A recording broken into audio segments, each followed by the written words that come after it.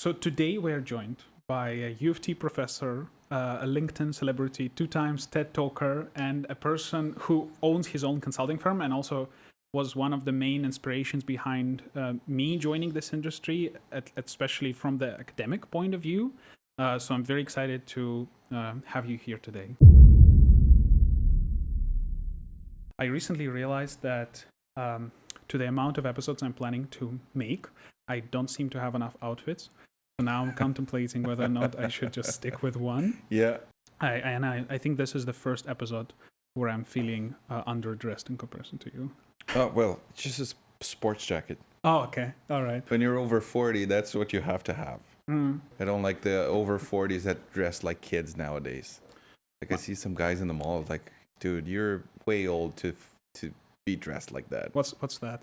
Well, you know, this so like colorful sneakers, and I get it. Like some people have their style, but I think I have the opposite. That my friends call me grandpa because I'm always overdressed. But no, I mean, university, it's fine. Like it's okay to be informal, unless you have like something going on, like a project or something. But I feel like, for example, when there's no way in a client, you're never gonna see me like dress informally, because it's. Would that be too informal for a client? Depends on what kind of work you're gonna be doing. So if I'm like techie, like for example, some projects where we have to go to visit. Like if I know I'm gonna be walking around the plant, there is like this shoe that I'm wearing right now. That's informal. If not, I can go with my dress shoe, because you don't want to go like dress shoe, suit and tie, walking around the plant. I personally don't like that. Okay. My name is Rafael Chiusi. I'm an organizational psychologist, and I try to keep myself relevant with one foot in academia, teaching, doing some research, and one foot in the practical, real world. And I put that in quotation marks. It's because university is also real, but getting my hands dirty with doing work with clients. And of course, normally I do everything that is behaviorally related. That's what I do in consulting, and because that's my area in academia as well. Was that always a plan to have the 2 parallel jobs, to be both in academia and in the field? No, it was not the plan. When I graduated after my undergrad, I was rejected for, I don't know how many times. I tried to apply for a job. Which industries? Every industry possible. Okay. So what my students go through nowadays, I know what it feels like. I got rejected so many times. And I remember thinking, there is some things that I know how to do. I don't necessarily need a job in a company to do that. So we started small with smaller client, offering very niche services that either they didn't have the capacity to do it, or they didn't have the manpower, or didn't know how to do it. Started small, and then when I was invited for the first time to be a professor, told my first director, I don't just want to quit consulting, especially because when you're teaching management students, commerce students, you want to be relevant in, kind of aspire where they aspire to be. So I kept on going with both, and but it was not an original plan. It just happened. So if you were straight from undergrad, how were you able to justify your services to them, right? Because you're just a student, and why would they need your expertise in the first place? Being cheap. That's what I did. That was my strategy, to penetrate the market. Underpriced. Yeah, to penetrate the market. I was nobody. I didn't have a portfolio yet. That was in Brazil, right? Yeah. I knew some people, but I couldn't charge what the traditional, well-established consultants will charge. So for multiple clients, I did some free work. For others, like I charged like almost to nothing just to cover my costs. But that was my price to build my portfolio. Because the next client I am telling them, oh yeah, I can't do on Tuesday because I have a client on Tuesday. So that puts you in a different perspective. I can't do on Thursday because I'm starting this new project. And of course, you don't need to say like I'm the cheapest one they hired, but But of course, if you're doing a good job, the next time around, they're not going to come to you and say, hey, can you do this for free again? Then you have something, a notch on your belt. And then you can say, yeah, but now my price is going to be this. And that's how you start building credibility. Also builds your confidence. Because now you can say, hey, I've worked with this, I work with that. So that was my strategy, to be very, very cheap. And of course, I had so much, my overhead cost was nearly nothing. Mm-hmm. So I could do that. And that was my strategy. And slowly you start building the portfolio.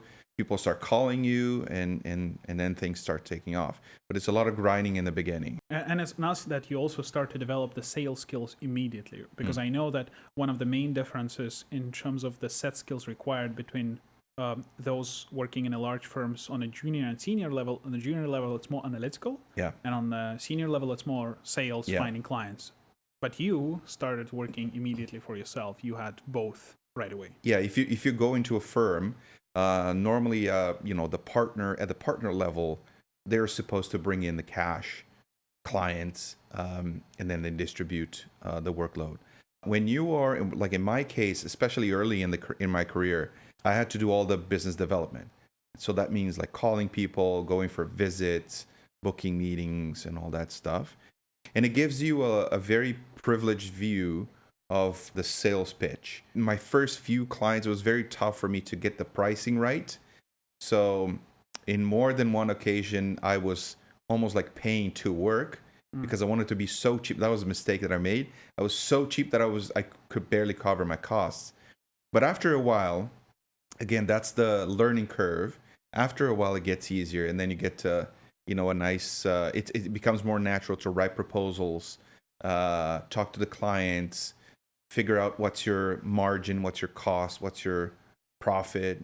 And it gives you a very good view of sales and in consulting, in this interaction with the client. It makes all the difference to me now. You became so cheap that even pro bono consultants couldn't compete with you.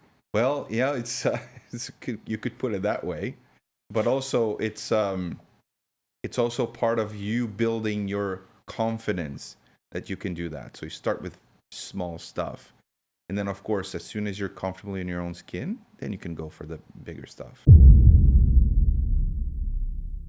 Let me walk you through the syllabus of today. So we're going to talk a bit about boutique consulting and your experience there. Mm-hmm. Can I call your firm a boutique consulting? Is that applicable? Yeah, it's very niche. Yes, absolutely. Yeah. Okay. I want to then talk about how can you teach consulting, and can you actually do that, and a bit about your teaching background, and then dive into HR consulting and behavioral consulting, which you specialize the most, and then we're going to finish with some general tips. Okay. Learning objective is to learn more about you. Uh-huh. So was the decision to avoid large firms throughout the whole of your career conscious decision, or this is just how it ended up to be? No. Because you could have joined the firms later, I would assume, right? They would welcome you if you would want to. So if you ask me, going back, fresh out of undergrad, if a big firm would offer me a job, if I would take it, of course I would take it in a blink of an eye. It didn't happen. And I was not a candidate that was attractive enough for them. I mean, of course, I was frustrated. Were these big firms already present in Brazil back then? Oh, they were, yeah. If you take all the big four plus some, they're across the globe. And Brazil is a huge market, so they're all over there. When I started, and then I started growing my business, because then I went from very small mom and pop shop doing like recruitment and selection for them, some really minor stuff. And then I started growing. When I started teaching at a university there, it gives you a bigger visibility because you have a title, like you're a professor, that helps a little bit. But then I started getting bigger clients like airlines and supermarket chains. And so that gets you in a different mindset. So at that point, if I would accept an offer of a bigger firm, I probably would, but would have to be at a very more like a senior level, not more like an entry level. Mm-hmm. But then after a while, I realized that the amount of money I was making was similar to what I would have been paid. And then eventually, at some point in my career, we joined forces. We had another consulting firm, which was bigger than mine, bigger clients, banks. And they said, look, How about you kind of buy you out and you come work for us at a partner level? So that was the closest I got to being at that realm, but not in a bigger firm.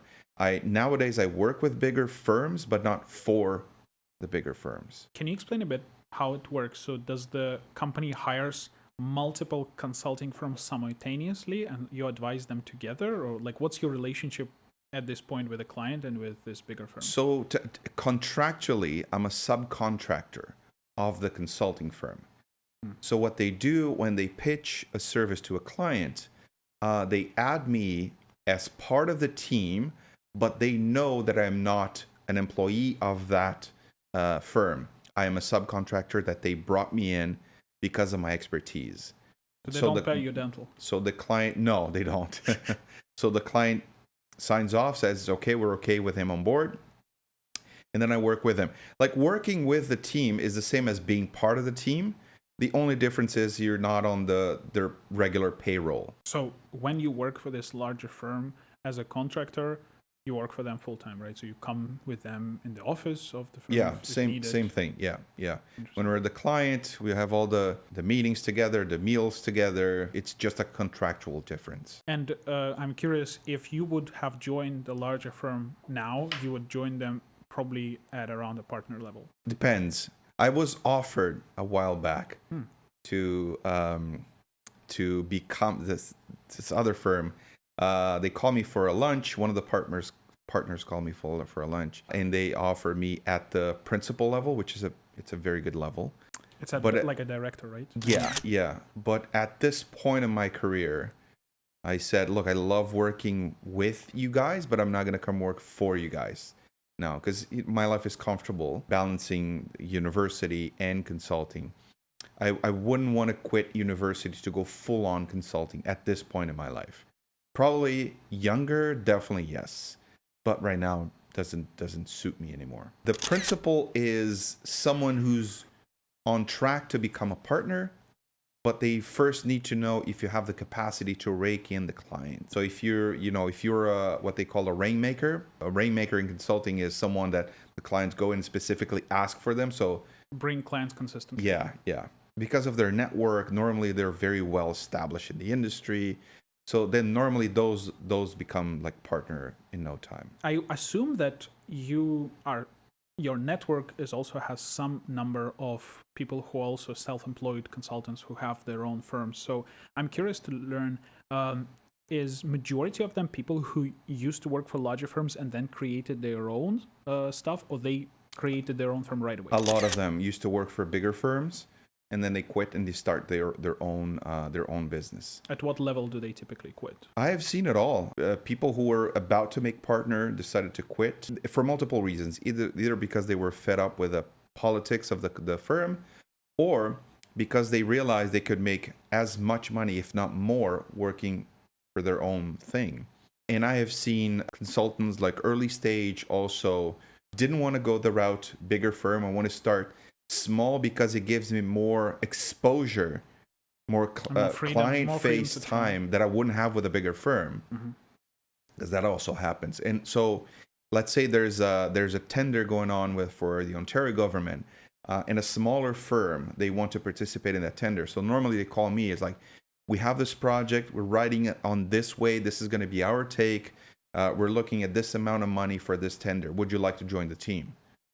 So then I can say yes, or I can say no. And then if so, it's like they're almost like a broker. So they bring in the expertise that they need for the project, and then they submit the tender for the process to see if they win the bid or not. And those people who became their own owners of a consulting firm, do they typically bring their clients through the network that they have created in their own company, or that's like fully not allowed? No, that's a big legal battle. Because normally in consulting, you have a non-soliciting clause. And that means for 2, 3, 5, 10 years, you cannot bring them in as a client if you're starting your own thing, because you might be looking at litigation from the firm, because technically they are, the firm's client. Of course, it sometimes is gray area. It's a bit murky. I'm not going to say it doesn't happen, because it does, but you gotta pick your battles. I thought I found an amazing solution that you just become a partner in the firm and then you steal all the Yeah, no, clients. they are very protective of that. Very protective. So then it doesn't really gives you a huge boost if you're already well established someone in the firm, because you still start from the blank. Yeah. Well, yes and no, because let's say I am a very well established consultant. I have participated in multiple projects. I have a big brand name in my resume. So even though I cannot work with a former client of mine, that client knows people. So you reach out and you say, hey, I cannot work with you, but just so you know, I'm starting my own business. And of course, there are clients that are not willing to pay the premium for the big firms because they are more expensive. Mm-hmm. But then they say, this guy is an X, it's an X, and he's starting his own business. He should be affordable to you now. And so that's a good way to go. And what would be your biggest advice for someone who is already working in consulting and wants to start their own company? It's not an easy path. You have to be you should have your reserves. Your business plan has to be solid enough to keep you afloat. Like any entrepreneur. Yeah, right? for at least like 2 years, I would say, minimum. Wow. Yeah, it's in consulting, like when you're self-employed, like me, you eat what you kill. So you have to have a solid strategy, and of course, is it worth it? If you want to do your own thing in your own way and you value that, it's absolutely worth it. This is what I like the most about being self-employed. I have the luxury of looking at a project and say, I don't want to do that. I don't want to be a part of this project because it doesn't speak to me, it doesn't resonate, it's not what I want to do right now. If you're working for a firm, you don't get to pick. It's like you're assigned to it, unless you're a super privileged employee, which is not very common. So that, I would say, be very well organized and be ready to grind like long hours. But of course, if you value autonomy and doing things your own way, yeah, it's really good. I've been told on multiple occasions about stories of someone who rejected a project, especially in a more junior level, because they felt that they want to wait for something better. Then performance review came up and they were reviewed very poorly especially if you don't have anything in the pipeline. So for example, if you're because some junior analysts, they're really clever and people know, that means a lot of people their value goes up. So that means you're not going to have any trouble with your billable hours, because you can say no to this and tomorrow someone is going to call you to be in their project. That's not an issue. The problem is if the pipeline is a bit dry and you say no to the billable hours, then the firm is paying for your full salary and they don't like that idea. So that's when the axe might come a bit sooner than expected. All right. Second part of the course, about your teaching experience. Right now you're teaching 2 courses at the University of Toronto, correct? And you're also doing a research. Yeah. Okay. I took both of your courses. One of them is organizational psychology and a second one is change management. We can call it that. I think both topics are very much applicable to consulting, at least based on the around 35-40 courses I have taken so far. They were one of the most applicable. What would be your biggest recommendation in terms of choosing a major for someone who think of going into consulting? Is it business? Is it engineering? Something else? That's a good question, because I have worked with so many different professionals, both at the senior and at the junior level. And the one thing I realize is that after a while, it doesn't really matter the major that you had. Your degree is going to start mattering less and less as you progress. Early stages in the career, it makes a difference. And of course, if you're consulting and you are an engineer, chances are if you have an engineering degree, you're going to be more attracted to that kind of consulting firm. But if you're looking at strategy, business consulting, management consulting, I have worked with people with a major in philosophy, bunch of engineers, by far the people that have worked the most are engineers, some psychologists, even though they're not very common, And people with a regular like management commerce degree, I would say if you want to go to consulting, you have to have a good business acumen. So normally business commerce students get an edge on that because they have been studying that in their undergrad, which is different from if you come from science, for example. You have very little business, so you have myself. I had to learn everything on my own.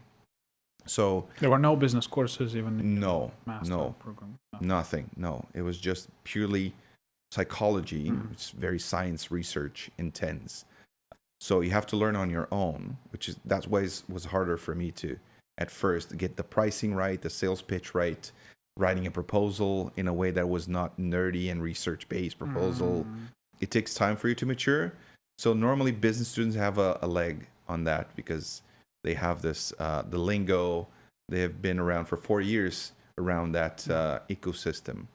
But they do lack a specific industry knowledge, right? So someone who have been studying chemistry for the past 4 years, they might have an advantage in that. Yes, depending on the project that you're in. Absolutely, yes. My personal observation so far through stalking hundreds of people on LinkedIn, that the diversity of your degree seems to be more prevalent on a more higher level for some more senior folks.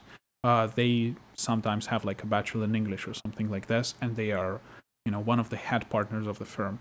Those who have just joined the firm, most of them come from either business or engineering or like STEM background. I guess people who are not from that background, they tend to join later on, perhaps after MBA or their PhD. PhD seems to be loved by consulting firms. Yeah, it happens quite frequently, and you're right. What I found with me was that the PhD gave me a stamp that a lot of clients enjoy the fact that you have had some respectable institution saying, this person knows how to design a problem, do a research, and find the answer to that problem. And that's what a PhD is all about. So if you have that capacity and you let it show in your consulting, because when you're consulting, at least for me, I bring a lot of science into my consulting, and I make sure that the client is okay with that. So sometimes I say, if I'm getting too sciencey, let me know. But I try to the best of my knowledge, to use the science, but then translate into the business applicability. What we're going to do with this? Is this going to be a report? Is this going to be a plan that the client is going to use? But the degree is nothing if you don't have a good skill in navigating those relationships. And I've seen this over and over again. Some really bright people, but really bad with other people. It's hard for you to get clients. It's hard for the partners to bring you in their teams, especially if you're going to be interacting with clients, because it's a liability, right? So in consulting, you have to be really good with people, navigating relationships. So Sheldon Cooper from The Big Bang Theory. Yeah, that's a good example. Yeah. It's you're very bright, but because consulting is a relationship business. Couldn't you put these people on the side and for you just to do the back work and don't let it happens. It happens. So but they don't progress that far. Yeah, you have a brilliant analyst, and we know it's an analyst that we cannot put him or her face to face with the client. What do we do if we're doing a project in Europe, for example? This analyst is going to stay in the hotel, or it's going to stay here doing the work. We're going to ship it overnight. You do the work from here. We're going to have Zoom meetings. You're going to have your space. But if you're looking at consulting, career progression, and you want to become a partner, I don't think that's going to happen. I also found that especially the top management consulting firms seems to be very picky in terms of the universities from which they hire. I think less here in Canada. There was a parody made by one of the talk shows about McKinsey, and they were, I mean, probably you watched that. They were talking, we hire from a diverse range of Ivy League universities, even Cornell. Yes. Another fun fact is that if you go to McKinsey website in Canada, they have a list of all the senior partners displayed and some junior partners. So I looked at every single one LinkedIn, and I would say out of like 30, 40 partners they have there, half have an MBA from Harvard. So it's super strict in terms of from which universities they seem to be coming from. Yeah, I personally, I understand why they do it. Adds prestige, right? Like it adds instant credibility. Because the thing is, when you look at where's the value of an MBA from Harvard, for example, it's the network. So when you bring in someone with an MBA from Harvard, you know they're alumni, and those individuals are in very prestigious corporations. So the chances of you finding clients, accessing your network, your alumni network, are higher than someone who comes from a more modest background. Let's put it that way. So when this company hires an Harvard MBA graduate, they expect them that in the future they might help them bring the clients from their own. Yeah, years. that's where they put their coins. That in the future it might be more valuable than from an expertise standpoint. I think it's a mistake when you're that selective, because you get people from so many different institutions across the globe that you might be missing out on, you know, some things that you never thought about. But then again, some consulting firms, they're more in the business of being safe rather than trying out and see what it comes out of it. Two more questions about your teaching experience. So, for example, for someone pursuing business, what kind of courses would you recommend them take? Not in a sense of, you know, take MGT 350, but what kind of skills should they aim to enhance while at the university to be more successful in consulting? I think I would bet my coins in a very diverse portfolio of courses. Mm-hmm. So if you're a finance student, for example, I get it. You have the mandatory courses that you have to take, but that's only going to take you so far. And it's the same thing with accounting, is the same thing with HR, is the same thing with marketing, and so on and so forth. So I would say try to be as diverse as you can, because you're going to be put in different places. So for example, finance students, they come to my course and I've heard from multiple finance students and accounting students, oh, finally a course that I don't have to deal with the numbers. And they think it's easier. And then the first case study hits and they're like, oh, wait, I was not ready for that. Because it's the exposure I'm providing you is far different from the formulas that you're working. It's a different kind of thinking. And different skill set. Yeah. And this is why I like so much working with cases, because it's the closest that you're going to be when when you're with a client. You have to sit down, learn the problem, and think and see what do you have in your toolbox that you can use. So I would say to future students, try to be very diverse in the kind of courses that you're taking. Go take some courses in, if you have the time and interest, go take some courses in philosophy, go take some courses in sociology. Try to be diverse. Because those things, even though early stages, it doesn't look like they make a difference, but down the road, it makes a big difference on how well-rounded you are around different kinds of problems. I will also add, as someone who is about to take my last final exam this week, by taking a more diverse courses, you also significantly expand your network. If you take a philosophy course and assuming you meet some buddies there, you would be introduced to some people who you would never meet otherwise. Yeah. And it's going to be the same with the clients.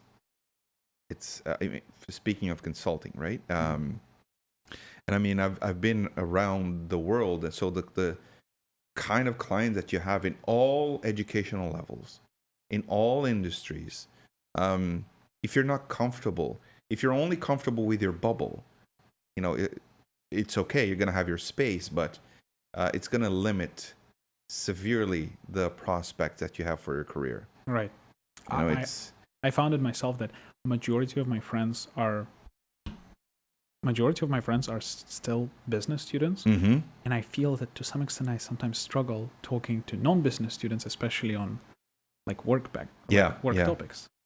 Because I also assume a lot of pre-made knowledge, which some of them don't have. So ability to communicate with people with a very different background than yours is also very helpful. Absolutely. And it's the same thing when you're working with the clients. For example, I've had opportunities that I have worked with the CEOs, the board of directors, the steering committee, but I also work with the blue collar having lunch with those guys in the cafeteria, sitting with them, listening to their jokes.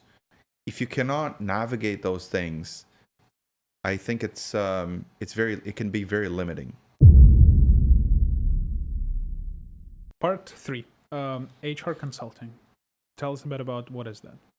Back in the day, in my early career, I used to do more HR stuff, recruitment and selection, a lot of training and development.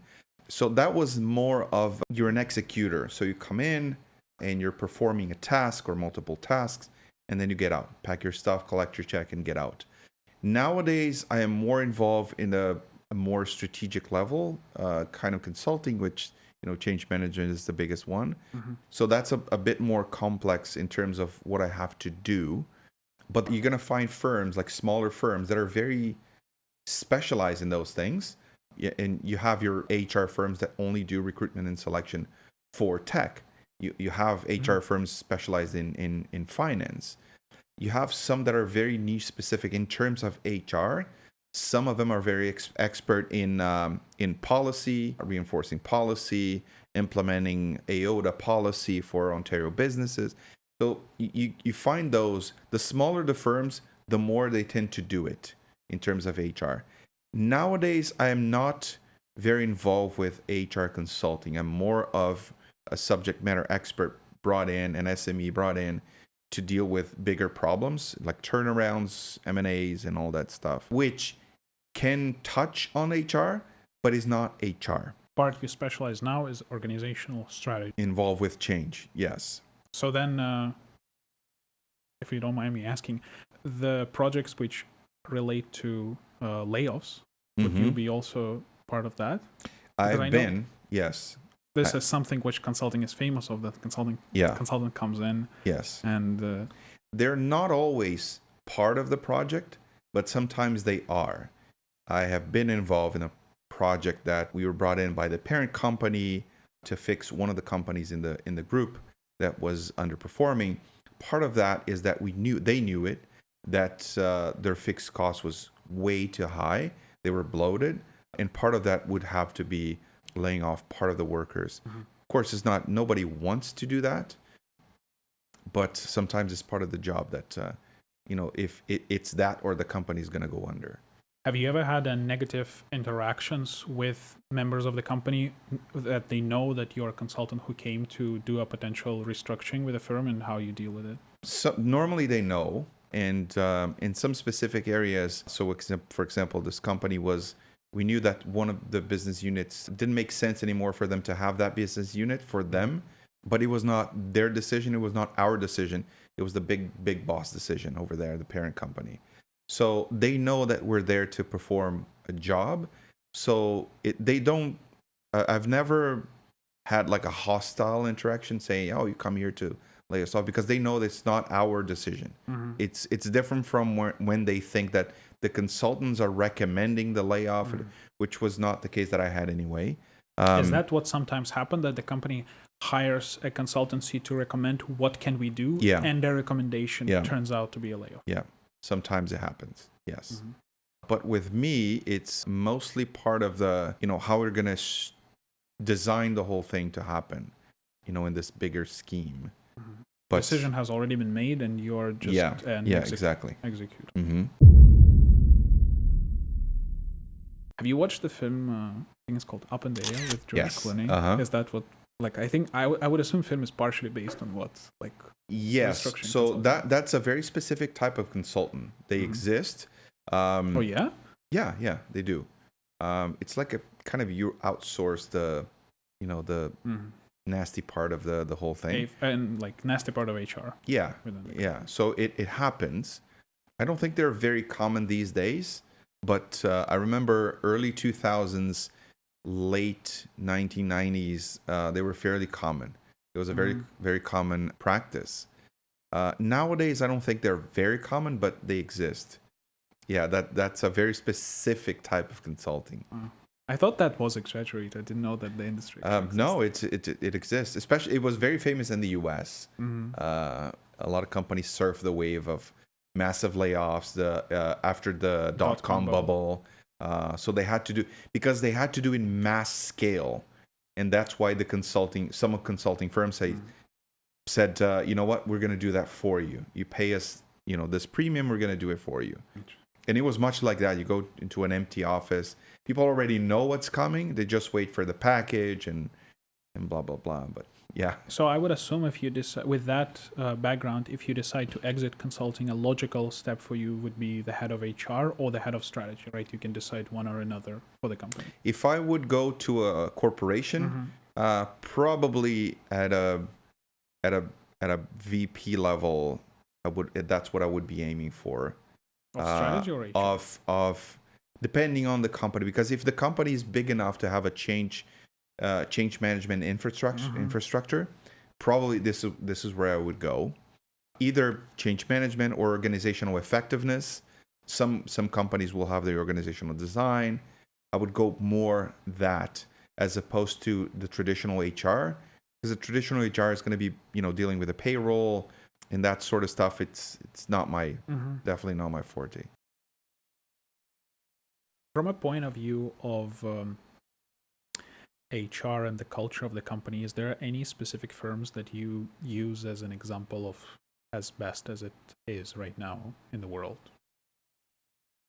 There are a few good examples. One that I find myself fascinated with is Microsoft, just because of the turnaround that Satya Nadella could imprint when It was one of our cases in the course. Yes, and it's a company that I think they're doing a terrific job with nurturing the culture that they wish. And when you look back how they used to be and how they are now, it seems like a very different company. The other company that I find fascinating is BlackBerry. Okay. Based on what happened and where they are now. I didn't know they exist. Yeah, they do. They just completely reshifted the entire business model is different. Okay. What is their main specialty right now? Yeah, I think now they went all digital. They work with a lot of cybersecurity, if I'm not mistaken, based on their history and what happened. A bit similar to IBM. My first episode was with a consultant from IBM. So they became a solutions from provider. Hardware to to solution. Yeah, that. And the other one is that, and then the last one that I published my case about was Twitter, just because of all the mess that is going on inside Twitter right now is an exemplary culture? No. I mean, I'm fascinated by the by the wrong reasons. Just because, again, what it was and what it looks like right now. So Twitter is an example of extreme change going on with the company. Yes, exactly. Do you think it's going well? Extreme is right. I don't think it's going well. I think stock market agrees. Yeah. And when you look financially, the strategic plan was to bring more revenues from ads, expand that portfolio. Linda Yaccarino came with that mandate as the CEO, and they're not doing well. So when you look at the numbers, the revenue is actually going down. The number of active users going down, plus all the turmoil, the social turmoil. And it's a fascinating case because it's kind of intertwined with Tesla. It's intertwined with because of Elon Musk. So it is just a very complex case in that sense. My personal observation is that we went past the era of charismatic CEOs. So it seems to be that more charismatic CEOs now are doing more bad for the company than good. Yes, and I think we should stop as a society worshiping idols in a corporate world. It happened in the past multiple times. Back in the day, we had Jack Welch. It was the big thing.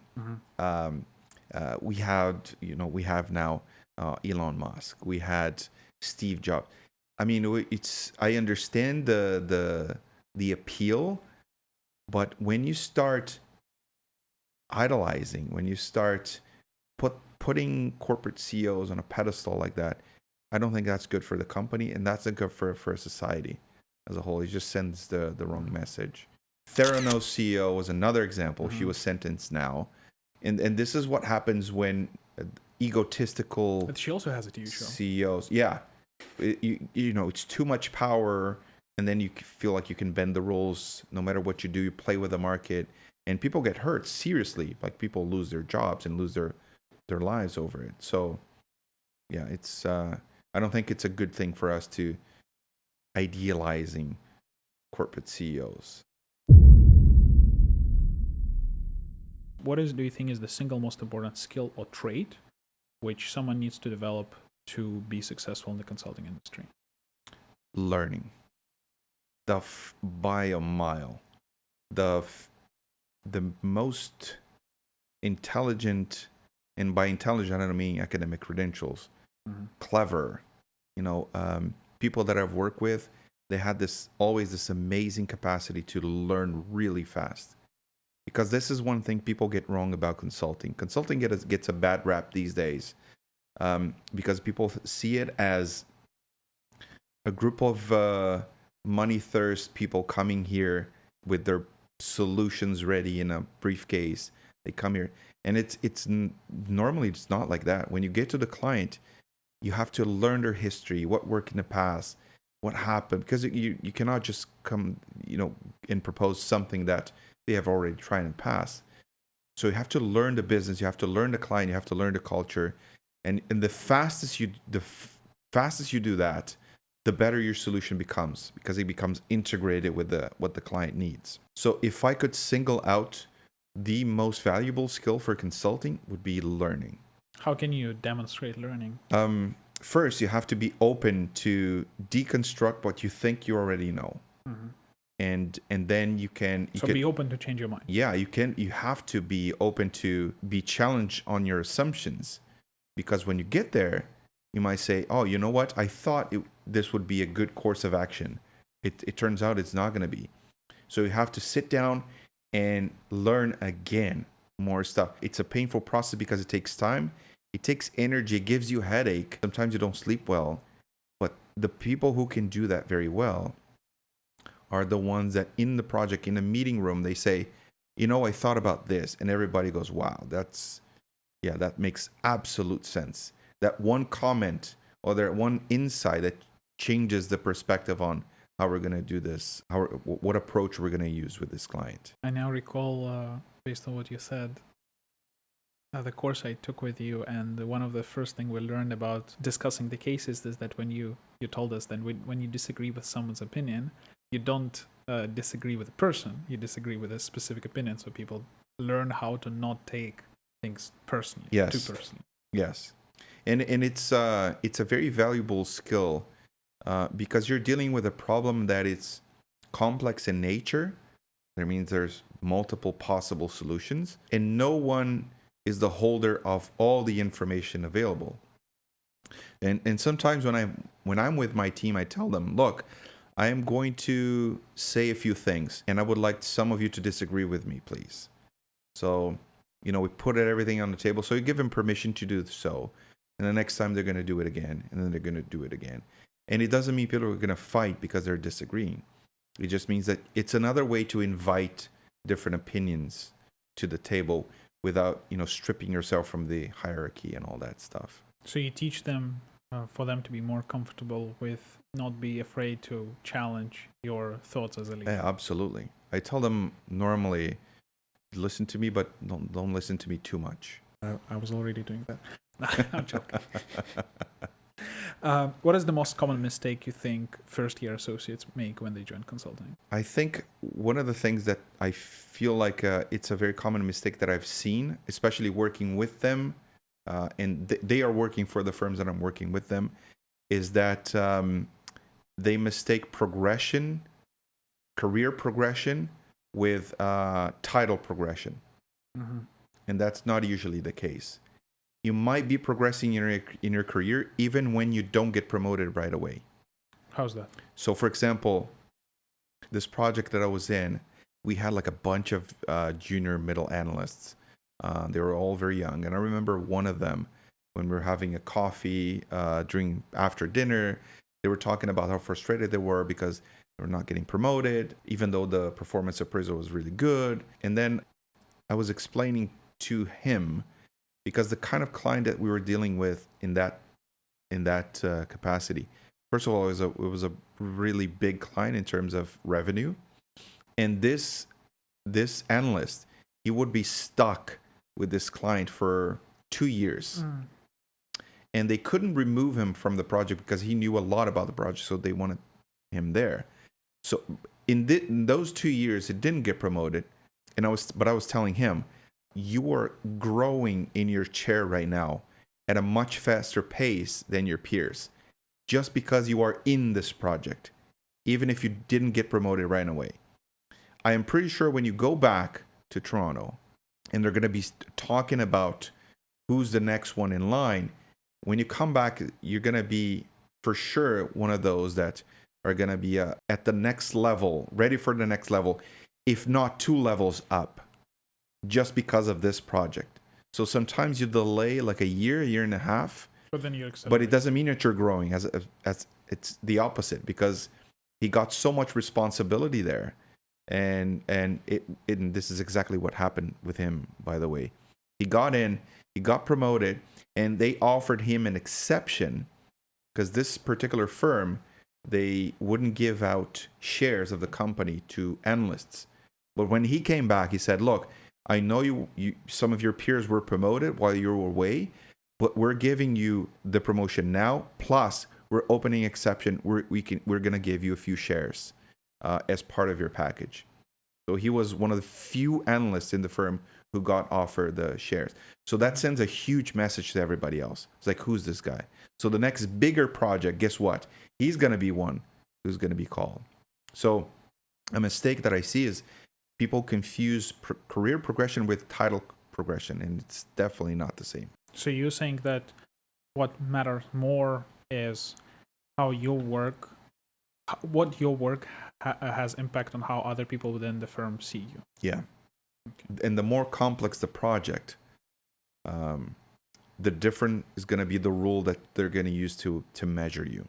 And this is honestly one of my personal worries as someone who's about to join consulting. I'm worried that I will be put on some long project and not be able to try as a variety of exposure as I would like to. And that could happen, but there's always, like, consulting firms are now, especially, they're very open to swapping talents in the firm because it's much better for them to retain you even if they lose you. So if your current partner loses you, it's better that they lose you for someone inside the firm rather than you leaving the firm to the competitors. It doesn't reflect well on the partners these days. And I know that a lot of companies, they when the partners see that you are at risk of leaving, they are the first ones to come to you and say, what are you looking for? Let's see if there's something that we can offer you here. We want you to stay. And they are aggressively doing that nowadays. Rafael, it's been a pleasure.